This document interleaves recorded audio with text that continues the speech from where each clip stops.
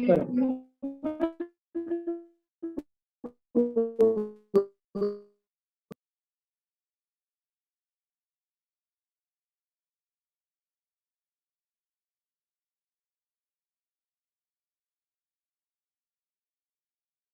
right, so hello everyone, good morning. Thank you so much for waiting. So, and also thank you so much for joining today's webinar. So before we start with our webinar, we will run through a few house rules. So firstly, please turn off your microphone throughout the webinar. Secondly, if you have any questions, please post it at the chat box, and I'm the moderator for today, so I will be actually reading out your questions to our speaker.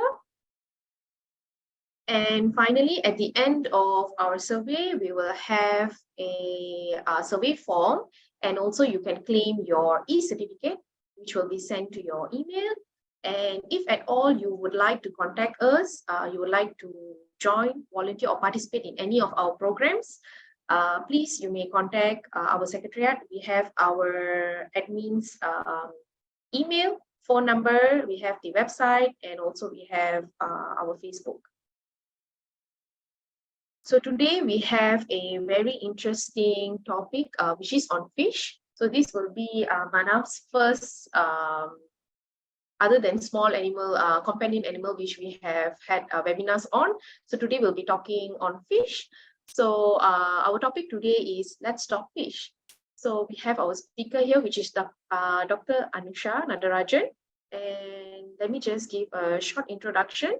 So Dr. Anusia actually graduated from UPM with a degree in Doctor in Veterinary Medicine in 2017. She actually worked in Ken Microbes Biotech Sdn Bhd as a technical and marketing executive, where she managed a lot on technical work for aquaculture, and also she did consulting on pond management. And then she worked in Sea Life Aquarium as a veterinarian aquarist. And later she worked in Paragon Aquatic Sdn Bhd as a technical director. And today she works in Global Pet Sdn Bhd. So none other than that, actually Dr. Anusia was an invited speaker for many events. So some of it are VAM, which is the Veterinary Association of Malaysia. And she was an invited speaker for Career Talk by Vet Can See. And also she was a guest speaker in the International Pet Enthusiast Teleseminar in 2020. And today she's our guest speaker for our MNAWF webinar. So without further ado, I would like to welcome Dr. Anusia. Okay.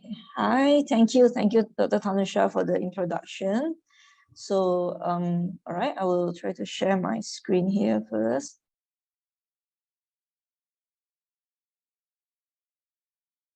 Okay, all right, it's already full screen. Very good morning to all. I would like to thank MNAWF actually to give me this opportunity to share my knowledge of aquatic species to everyone here. So my topic is Let's Talk Fish, and my name is Anusia. Okay, let's move on to the next slides. Since Dr. Anusia already introduced me of my work background, I just go through briefly. Yes, I have worked with Ken Microbes as technical executive that I deal mostly with aquaculture species of pro and prebiotics. Then after that, I move on to Sea Life. I worked 2 years over there as pre-opening team in Legoland, Malaysia. And then after that, I move on to Paragon Aquatic for another 2 years for marine species, mainly on hybrid groupers, some snappers from hatchery to grow up management. And then recently this year, I've moved on to Vet Partners in Johor as a general practitioner of veterinarian. Okay, so these are some of the pictures that I can share just briefly that I've worked in Sea Life Malaysia, some surgery that I've done on fishes there. And this is at Paragon Aquatic that we have fully running on recirculating aquaculture system for marine hybrid grouper mainly we are rearing there. And these are our outdoor system. Last time from we are rearing the fries from day 1 until day 30. We have our own lab of phytoplankton culture, which is important for zooplankton feeding, which this zooplankton then will be fed to the small fries. We have stock culture in our lab itself, then we propagate into further volume and feed the zooplankton. These are the basic setup that I recently went to a house call in Johor for koi fish owners, and basic setup in the pictures that you can see microscope, some of the tools, pumps that actually do some physical examination and treatments there. Okay.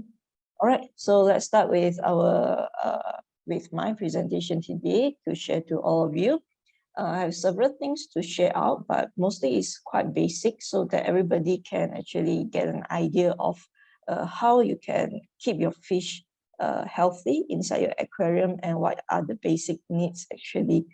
Okay, I will talk about type of aquarium keeping, the nitrogen cycle. This is actually a must to know.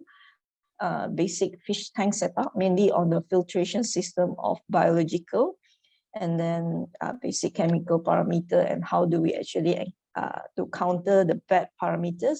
And the last one will be a short case discussion, whether your tank setup, is it okay or not. All right. Okay, type of aquarium keeping in Malaysia, I will mainly divided it into two categories, freshwater and saltwater species or tank keeping. So for freshwater, the salinity usually is at 0 to 5 ppt parts per thousand, which means the salinity in the water itself. Okay, type of aquatic species that usually reared by Malaysian owner that I've seen before is fish, shrimp, some crayfish, or freshwater stingray. And as well, there is planted tank that we always call it as aquascape. All right. And then for saltwater, the marine species salinity is ranged at 25 to 35 ppt. And the species like fish, seahorses, stingray, saltwater stingray, and coral tank. Coral tank are quite famous nowadays for marine keepers because it looks beautiful and it needs more technical skills that actually to manage them. Okay. All right. So what are the basic needs for fish? Is it just a bowl of water with fish inside? Is it sufficient, or you still need other material in it or other knowledge to know that how do we actually can keep them healthy? So basic, definitely any humans being or even living beings, they need food to survive. Food is number one. Second is oxygen. Any living things needs oxygen as well. It does not exclude fishes. It needs oxygen. Proper habitat or shelter. We need to think of a lot of species of fish may not be locally available. They may be imported here, that you like it, that you actually try to keep it exotic. But we need to know where they came from initially, what are the environment are, like the pH, the salinity, the temperature, the chemical water parameters, and the minerals requirement can be totally different from our local requirement. Yeah. So we'll talk about this further later, but yeah, we'll talk about this. Okay, so this is a nitrogen cycle pictures. It's a simple one, but I think it's quite easy to understand. Why we need to know about nitrogen cycle is that once we keep our fish inside an aquarium itself, we actually putting them inside their own toilet, which means fish in the water, they poop and pee inside their own environment. So how do we actually manage them in terms of how is the chemical parameters should be cycled or to be reduced? So we need to understand the cycle, how it goes. So once you actually feed your fish with the feed, the fish will eat it, and then they will produce fish waste such as the poo, the feces, the pee. Okay, fish pee too, yeah. All right. And then as well, uneaten fish food, extra fish food that actually fall off under the tank. And then there's dead fish probably inside the tank that are noticed, or plants that actually die off. That actually can, all of these actually lead to production of ammonia. So this ammonia are chemical water parameters that we say is harmful to the fish. Okay, this ammonia will then be converted into nitrite, or we call it NO2, and then to nitrate, NO3. All these conversions are being done by beneficial bacteria. As I said, they have their own name, Nitrosomonas and Nitrospira, but to be simple, is beneficial bacteria. Okay, nitrate. And then from this nitrate, how do we remove it? It's either by water changes, or you have plants inside your tank that actually can absorb this nitrate for their nutrients. Then it will be reduced. So any elevations of these parameters such as ammonia, nitrite, and nitrate will eventually cause stresses and as well gills burn to your fishes. And with that, it will lead to disease progression.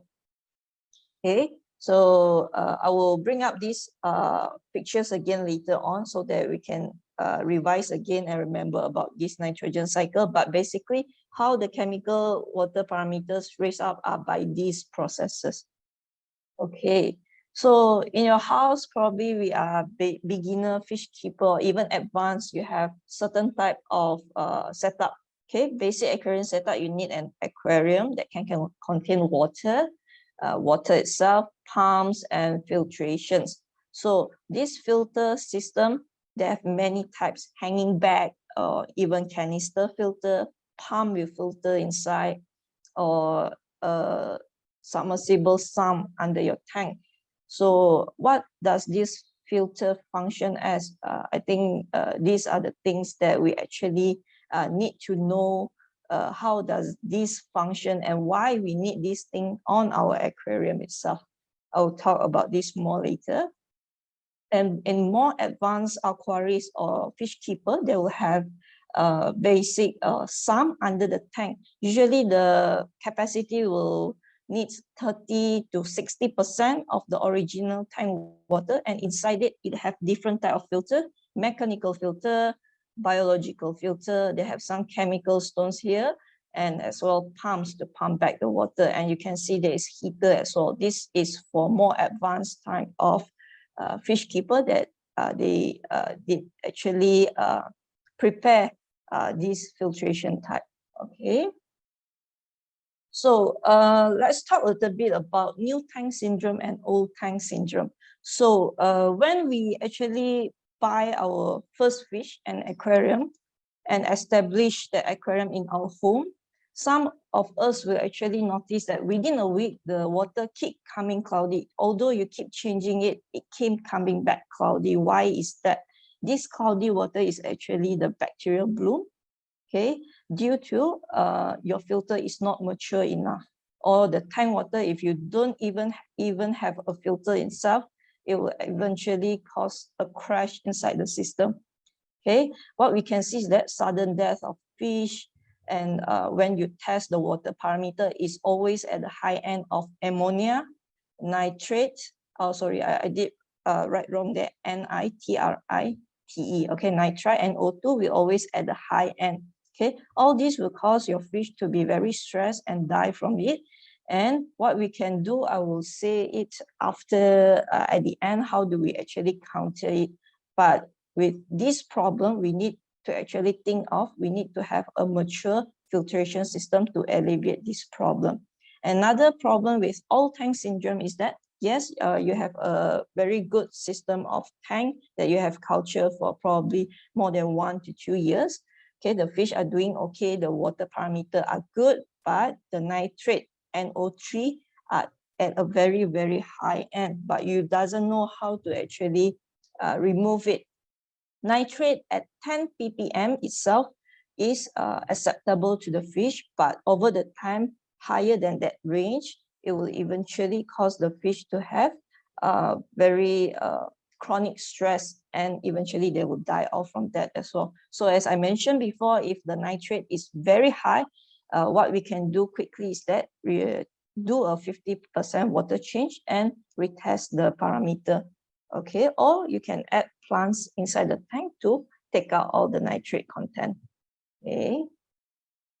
All right, so when I say the importance about filter, we'll talk about this now. So in the filtration system, there are several compartments. which is mechanical, biological, and chemical.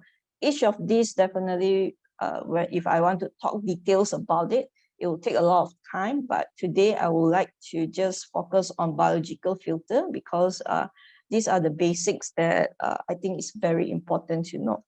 Okay, so for mechanical filter, it basically means that you put a sponge at the filter system itself to actually filter out the suspended or undissolved solid or particles like uneaten feed, the feces that you actually can see, and you can wash them daily or even 2 to 3 days once, so that you can remove the coarse materials that causing the main problem. And then definitely there is minor or very small particles like the chemical parameters that actually you cannot see, but is being produced in the nitrogen cycle, like the ammonia and nitrate. You need to remove it by having the beneficial bacteria. So this beneficial bacteria, you need to farm it inside your filtration system, inside the biological media. So this biological media, there is a lot of types inside the market. There is bioballs, K1, K2, ceramic type, but all of their function is to actually house these beneficial bacteria inside of it. Okay, and for chemical parameters, chemical filtrations is to actually remove, dissolve contaminants, or we call chemical composition. Sometimes there is toxins in the water, and it can be removed by certain materials such as activated carbon. Okay, about this activated carbon is that there's one thing I want to emphasize is that yes, it's good to have in your system, but not too long. You can leave it in your system for 1 to 2 days per week, but not to leave it forever inside your system, because it can actually pull out all the important minerals and leave your water with less composition of important minerals that the fish needed to use. And I've seen cases that in discus fishes farm, that actually when you put a long time of this activated carbon, they can lead to the disease of holes in the head, where the fish actually lack of these minerals and cause them to have less immunity, and they will easily get other diseases. Okay. All right. So as I mentioned, I will need to talk about more about biofilter and biomaturation, because this is actually what we can do to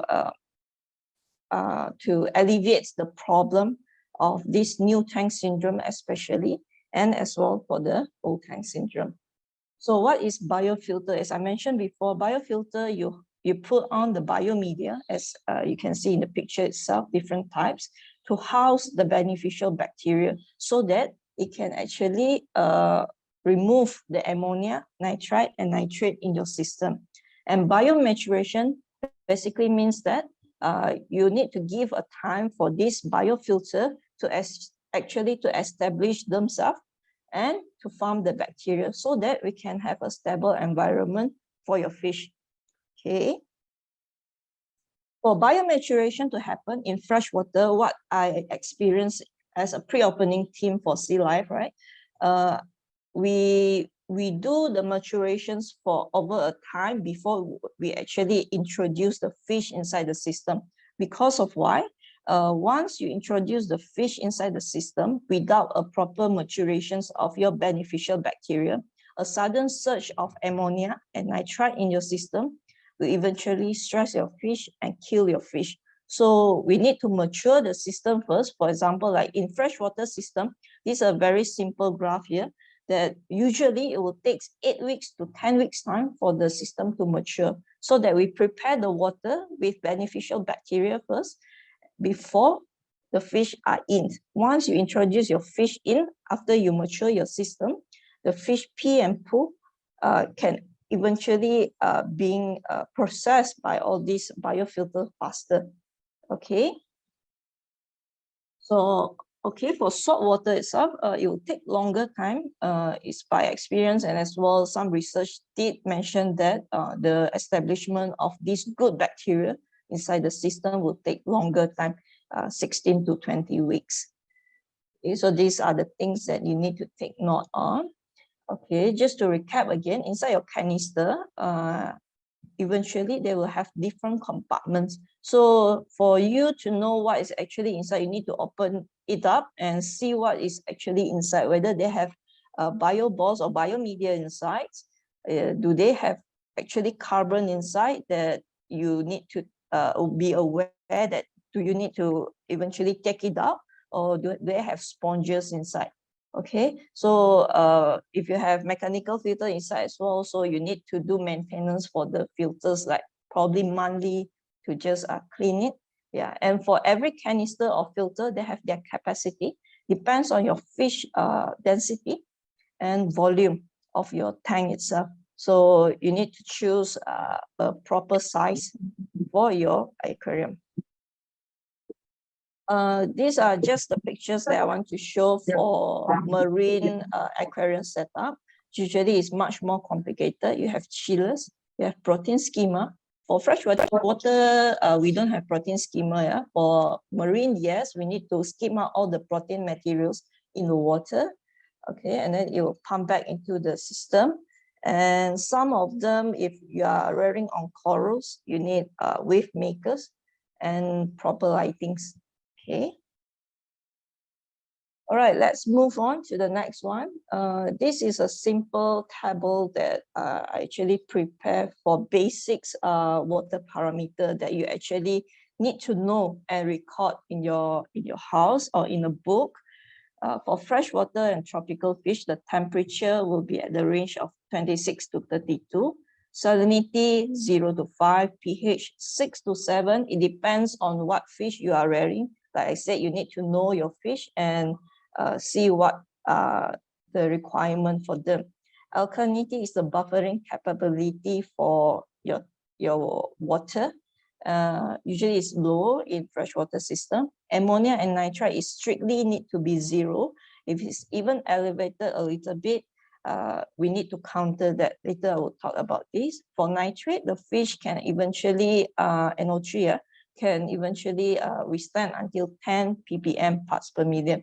So yeah, for marine water, the temperature will be slightly colder, 25 to 26, but still, if it's a seahorse species that need colder water, it's different temperature. You need to know about that. Salinity at 30 to 35, some even can go lower at 25 ppt. pH slightly higher due to the minerals content. Alkalinity 8 to 12. Ammonia is the same like fresh water. The requirement is the same for fishes. I would recommend if you just started an aquarium, you can test daily until the water is eventually stabilized, and then once a week or once every 2 weeks and record in the book, so that if there is any outbreak or even sudden changes in your parameter, you can detect that and can do changes on that. All right. Next, how do we actually check the water parameter? In the market itself, there is actually a lot of brands that you can choose of, but these are the brands that I think is consistently good to use and easy to understand. They are colorimetric tests by API and Sarah. You just take your tank water, add in the reagents, and compare it with the colorimetric chart here, and you can get the result within five minutes. Okay, so these are the chart that you can see clearly. After you get the color changes, after 5 minutes, it depends on the instructions, you can read it. Okay.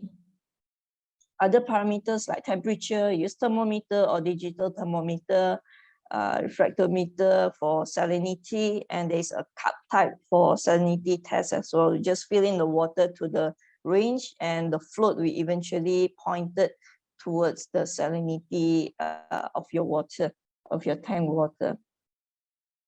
Another thing I want to emphasize is that I came by a lot of beginner owner that didn't know about this, but it's very important. Chlorine in our municipal water, there's a lot of chlorine inside. Even a small amount, it can be dangerous to your fish.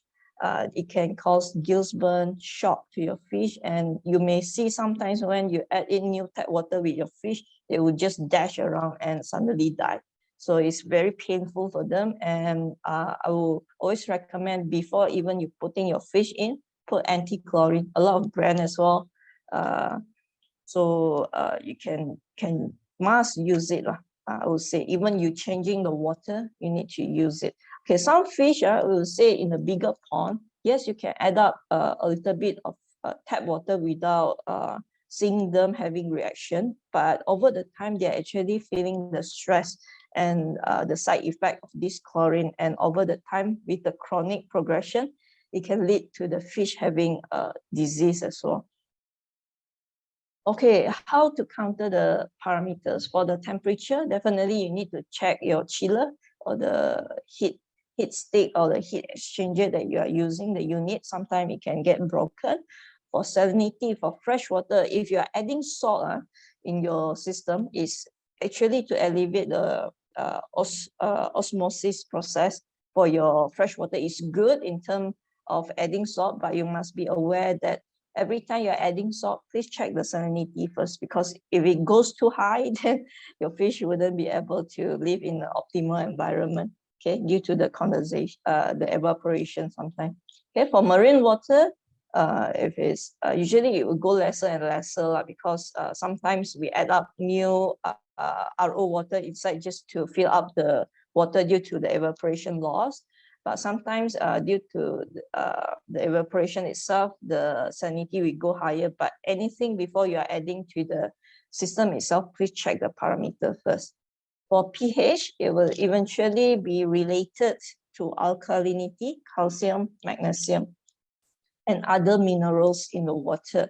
But when you are checking pH, make sure you are checking the alkalinity as well. So you get to know which parameter are actually up and down that you can add up.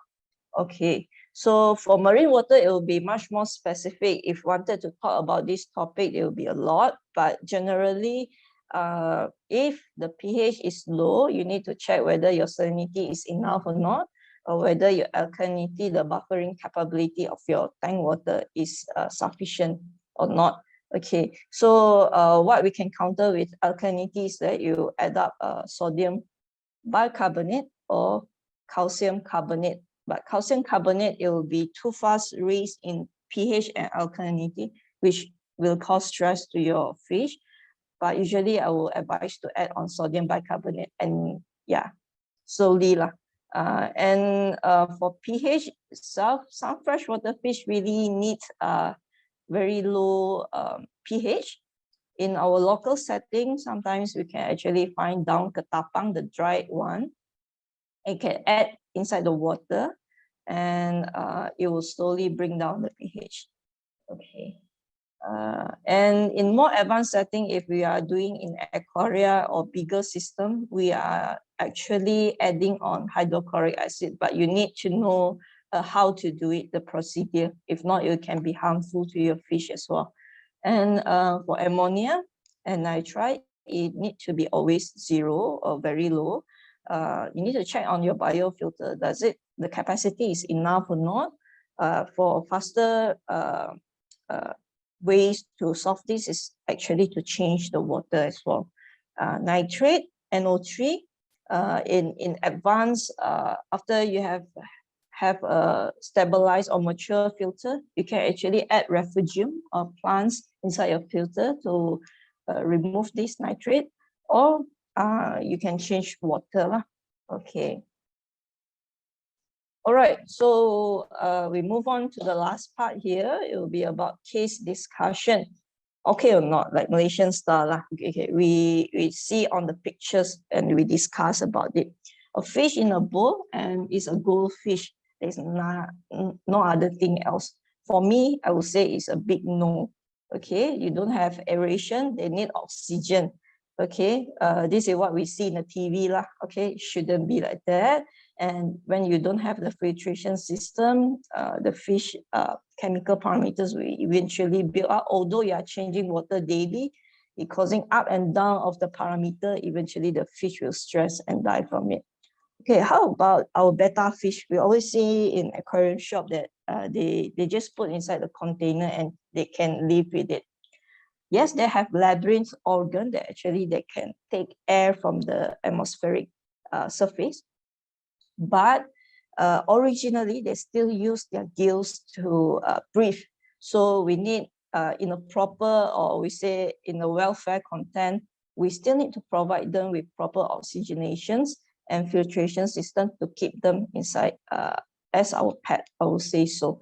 Other species like Chana species or Anabantit species, they have this labyrinth organ. It's better to provide them with oxygen. If not, they will keep needing to go to the surface to breathe. It's not a good welfare, I would think so. Okay, and how about this? They call it like the lotus pond. We always have in our neighborhood to see like this. Okay, once I would say it's okay if the lotus pond itself is actually stabilized. It means they have plants, have fish, not too much inside, and some soil content underneath the pond itself. Once the cycle is stabilized, the fish can live happily and not feed too much. I would say still acceptable. But if it's raining too much in our country situations, I still need to check on the water parameter, and sometimes they can just crash because of the changing of the pH. Okay. How about this open type of system, koi pond? We can see probably around 10, 15 koi there with, there is a water flow bringing in agitation to the water surface. There's oxygen. Okay, looking at the depth, I can't gauge, but it's probably around 1 meter. Maybe there's a depth there. It's good in terms that if there is temperature changes, the fish can actually adjust themselves to go deeper or higher, depends on them. And there is overflow over there that we can see. Probably they have, I didn't see any filtration system, but probably we assume if they have a filtration system for this pond, it's a good setting, I would say. Okay. Next one. Okay, these are the picture before and after. The top one is algae around it, a lot microalgae, or we say it's a bloom. Okay, it's not good for the fish in terms algae or plants. It's just like our tree. They produce oxygen in the morning, which will alleviate a lot on the pH. And at night, they use up the oxygen and produce carbon dioxide, and the pH will drop again. So up and down, day and night, if daily it goes like this, the fish eventually will stress out and die from it. And we need to think of why this microalgae bloom. Is it due to the lighting? Is too much nutrients inside the water causing the bloom? So we need to alleviate this problem to solve it. Okay. Next, an arowana inside a tank. You can see there's aerations. Okay, the tank is clean. There's a filtration system up there on the tank with the biofilters. With this species of fish, they are okay to live alone, not a schooling fish. Okay, and probably the size will grow bigger. So this owner provide a big tank for this fish to roam around. It's good. I would say this system is very good for this type of fish. Okay, and the system comprises of the filter and the aerations is good enough. Okay, how about this? A lot of different species of fish. They are very big, and some of the fish just hiding inside the vase. It's good to having the shelter or hiding places, but I would say it's overcrowded. Okay, when you are feeding these fishes inside the tank, they are actively feeding, respiration increase, the oxygen will drop suddenly inside the tank. Okay, and the fish will feel suffocating, and day by day they will eventually feel the stress, and the chronic problem will happen again. Another thing is that some of the species are predator fish and some are schooling fish. So they will feel the stress from their friends. Are my friend going to eat me or attack me? So the constant stress is there. We need to think about that as well. And the sizing, you need to think before you buy the fish to add up into the aquarium. Will they grow until what size? You need to know about that as well. Okay. All right, so we almost finished my presentations. I just want to talk about awareness for aquatic pets owner. We like a lot of exotic species, okay? but some of us, we probably, okay, this fish grew until certain size and not suitable for my aquarium.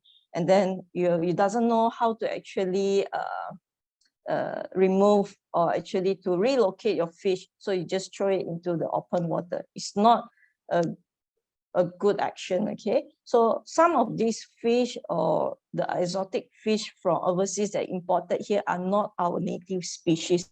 So these species, when you release it into the open water, they will become the big boss there.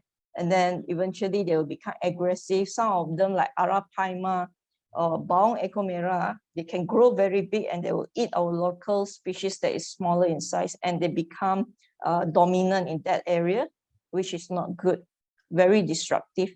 Even the peacock bass. What I just wanted to point out some of the fish that now we are commonly can see in our open water, like the bandaraya. Okay, they don't have their natural predator for them, but they are everywhere now. So it's become a common threat.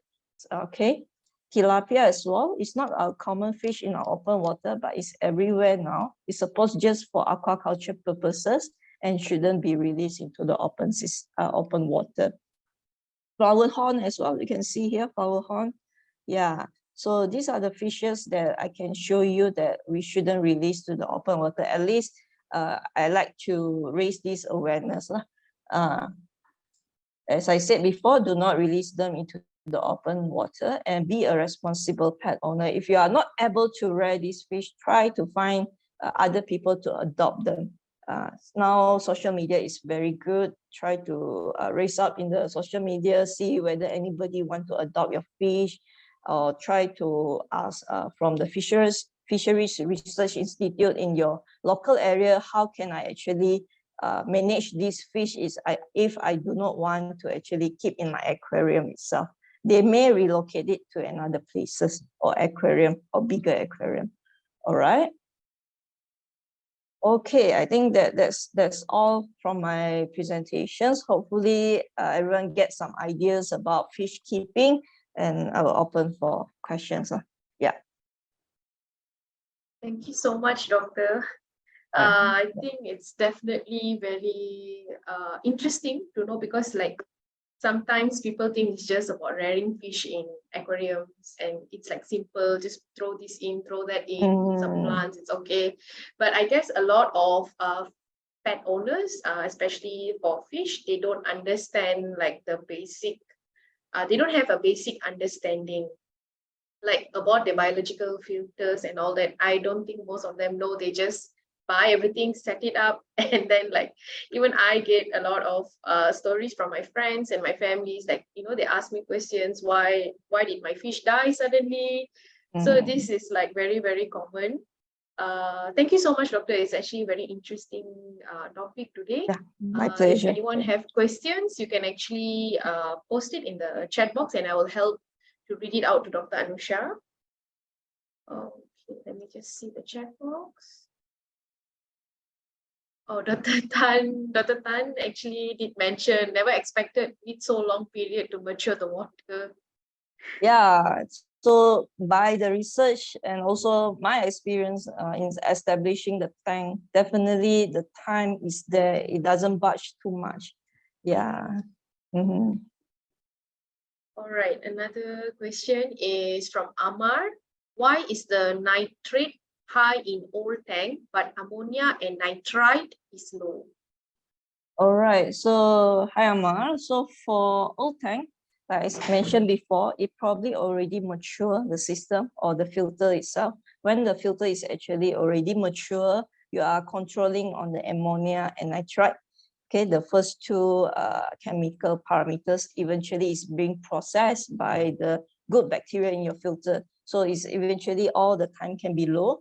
But nitrate, if you don't have any plants or you don't do any water changes, it can eventually lead to high nitrite because it's not removed by any beneficial bacteria. You need to remove by either plants or you do water changes. So that's why we say in the old tank, the nitrite NO3 will be high. Yeah. Okay.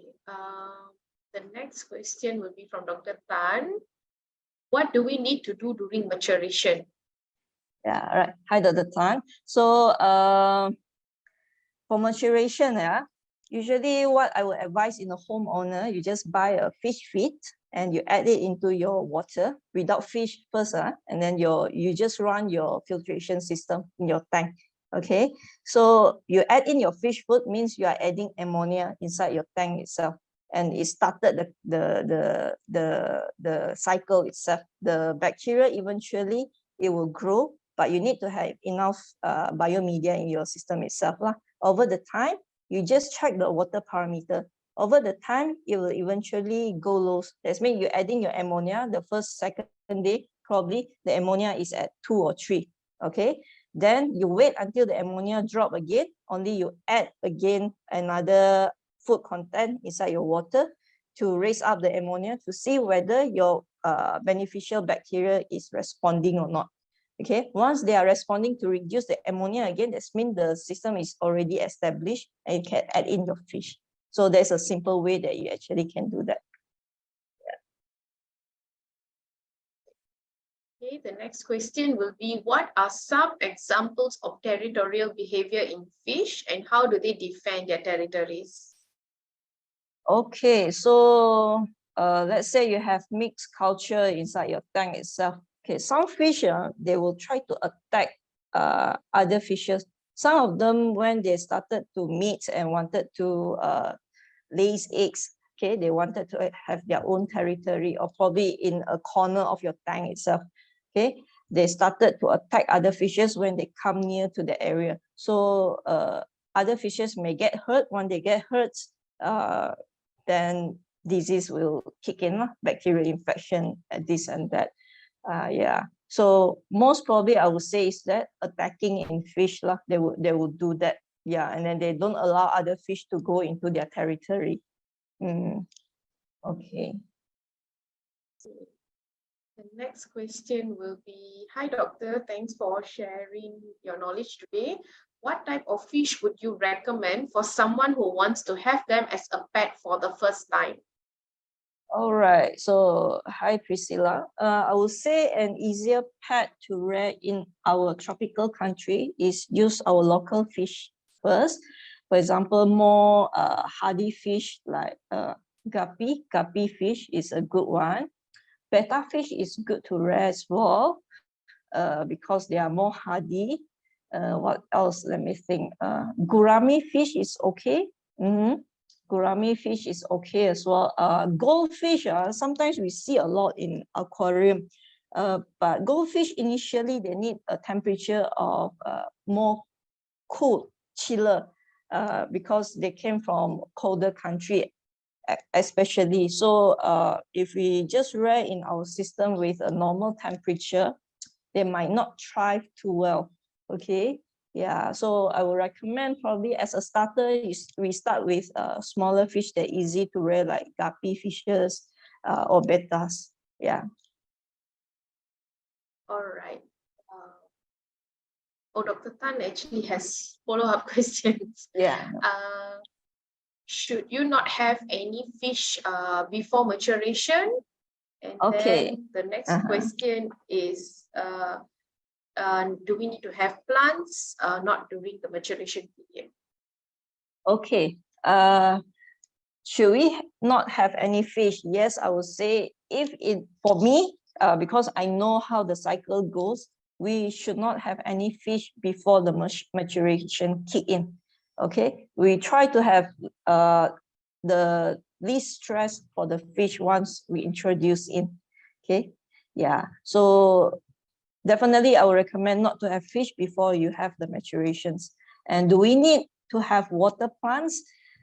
If it's an outdoor system, I will recommend to have water plants. But if it's in the indoor system, you can have water plants as well, but you need to control it as well. Some water plants will grow very fast that eventually you'll use up your minerals in the water. And some water plants is not easy to take care. Then they will lead to, like I say, mineral depletions and as well imbalance in carbon dioxide or oxygen in the water if there's too much inside. In terms of water plants, they are floating types, they are submerging type. Submerging type, like aquascape type, is not easy to take care. They need more technical skills. And if you have floating type like lotus, they just have their roots under the water. That one is okay. I mean, like in the pond system, like the lotus pond, to actually make the cycle complete. Yeah, but in just a small aquarium, I would just recommend just the fish and the filter for you to get comfortable with first. Yeah. And Dr. Tang actually asking, during the maturation period, do we need the water plants? I will say no need for the water plants. Okay, just the maturation, you just do it like I mentioned before, then should be okay. Yeah. All right. Thank you, Dr. Tang. Thank you, Dr. Tan, for your questions. Right. I think that's about it. I don't see any other questions. All right. Oh, okay. We have one more. Okay. From Dr. Sam. Mm-hmm. Thanks for the good presentation. From your experience, do fish recognize their owners? Can they hear us? And any advice on lighting inside the aquariums? Okay, very good question. Okay. Yes, fish do recognize their owners, not in terms that they recognize your features, but how you approach them, how you're feeding them, they will recognize that pattern. Yeah. So like last time we were rearing sharks inside the aquarium, they will eventually choose their trainer to feed on. Like if it's a different trainer that they don't really recognize on, they won't approach to eat. So I would say that even in a small aquarium, sometimes like the flower horn, they did recognize their owner by their posture, by the shape, but not exactly how our fish look like. Okay, can they hear us? Yes, fish can hear us, but not, I would say, because they are in different media in the water, so the frequency will be different. Okay, so if you do too much of noise inside around the tank itself, it will stress the fish as well. Okay, any advice on lighting inside the aquarium? For lightings, there's a lot of specialized lighting for aquarium at home. Usually there's already set up of lighting, like what is the frequency, what is the light colors that eventually will fit for your aquarium. Like for planted tanks, it will be different lighting. For corals, it will be definitely different as well. And what is the hours lighting that you needed is different. So need to do more research on this to suit your setting. Yeah, I would say that. Mm-hmm. Right. All right. That's interesting to know. Another question would be, any advice on mini aquascape with plants? My fish and my plants. Yeah. Michelle. Hi, Michelle. Yeah, there's you need to know what fish that actually not eating on plants, because some fish are herbivore, so they tends to nibble on your plants itself. So fish type, as I mentioned, and the plants selections for your aquascape is important as well. So I would say, since you already have the fish, we can't do much, but then try to have fishes that suit to your plants instead before next time. I mean, like next time before actually started an aquascape aquarium itself. Yeah, but if you say you already have that fish inside the system, then it's hard for me to adjust it. But then probably we try to not to have that plants, only that fish first. Yeah. Mm-hmm. All right. Okay, our next question will be from Mr. Sri. Thanks for the share, doctor. At what age would you recommend to introduce an aquarium to your kids?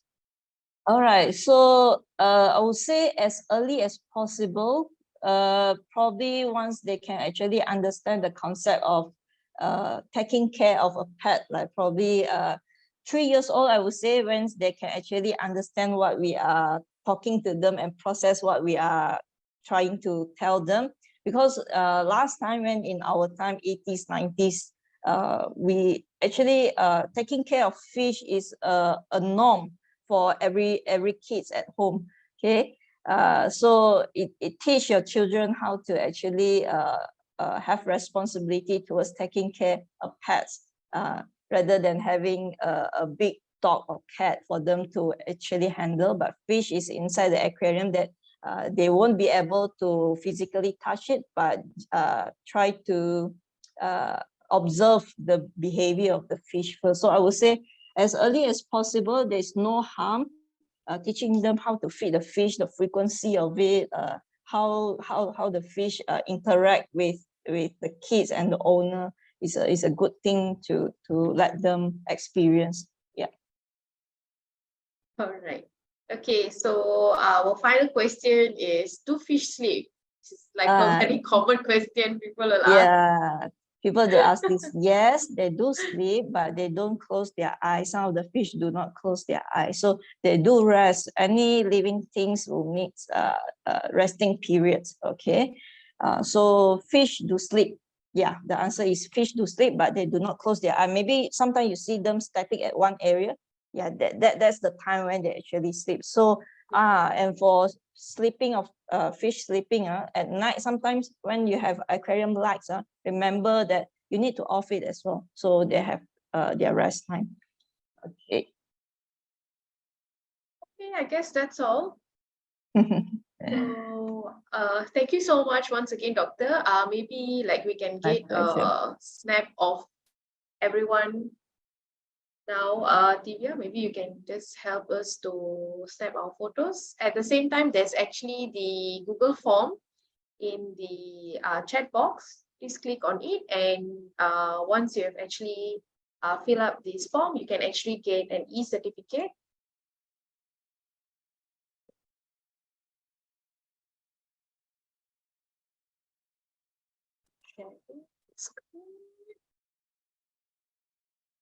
Doctor, you can unshare the screen already. Okay. Let's just snap photo. Okay, you can let us know when you're ready. Okay, I'm ready. Okay. All right. 1, 2. Okay, I got it. All right. Okay, thank you so much, everyone. Thank you so much once again, Dr. Anusia. Thank you. Thank you. Welcome. And for the rest of you who are here, please don't forget to fill up the form. It's in the chat box and you can get an e-certificate. Okay, thank you so much, everyone, for joining today. All right. Have a nice day. Thank you, Doctor.